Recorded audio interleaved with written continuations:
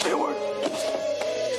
It's weird when science fiction TV becomes real in your lifetime. I'm going to read your thoughts. That's right. The little voice inside your head with all its lame jokes and knee-jerk opinions can now be listened to. The intelligence of the specimen is shockingly limited. In a new study, US scientists scanned participants' brains with an MRI to read their thoughts. Using an AI algorithm, it's part paraphrasing, part predictive text. It can't read your memories, just what's running through your mind in that moment. Here's how it works. A real human is watching this video. The AI can't see the video, but it's scanning the person's brain, reading what they're thinking, and putting that text on the screen. I look around and notice two guys in front of me. They go flying and one of them grabs a hold of my hand and pulls it toward him. He goes right in my face. I can't stop the punch from coming. He knocks me to the ground and I hit the floor. Yeah, it's a real-life example, and for more, we're joined by Alex Huth, a neuroscience and computer science expert. He's the one who's been researching this for 15 years now, and he's done it. Alex, you basically invented mind reading. Yes, yeah, we like the term brain reading. We're reading something out of the brain. Mind is a vague term. Okay, well, what I want to know is how accurate is it? Yeah, so it doesn't get every word correct. It paraphrases things quite effectively. 50 to 80% of the time, somewhere in there. It gets a good sense of like what was the idea that somebody was trying to express. Is it person specific? If I'm thinking of a ham sandwich, does my brain do the same thing as yours? Yeah, so everybody's brain is different. Everybody's brain is unique. And for a system that's this detailed, we really need to train it on each individual person.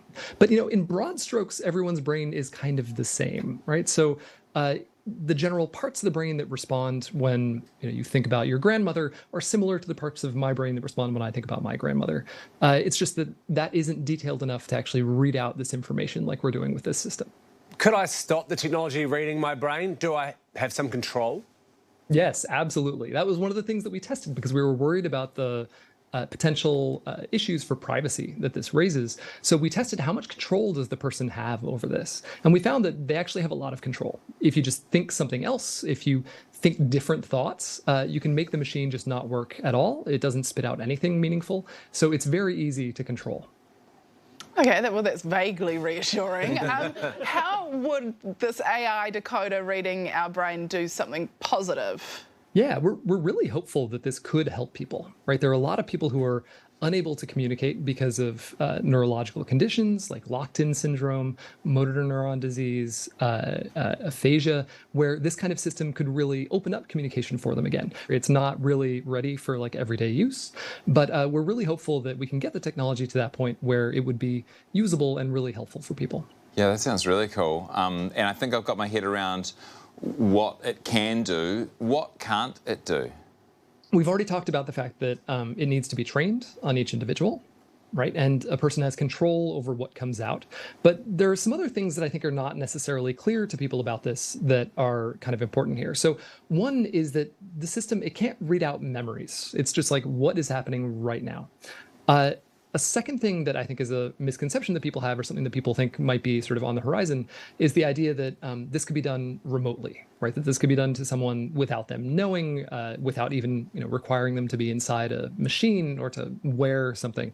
And that's just like really beyond science fiction. That's science fantasy at this point. I think one of the key things that this could open up in the future is just a better kind of more natural interface with our computers, which we use all the time, right? So we all touch our computers, we tap away with our thumbs on our phones, but it might be just so easy one day to think what you want and it just happens for you. But that's what I think is kind of the hopeful version of this.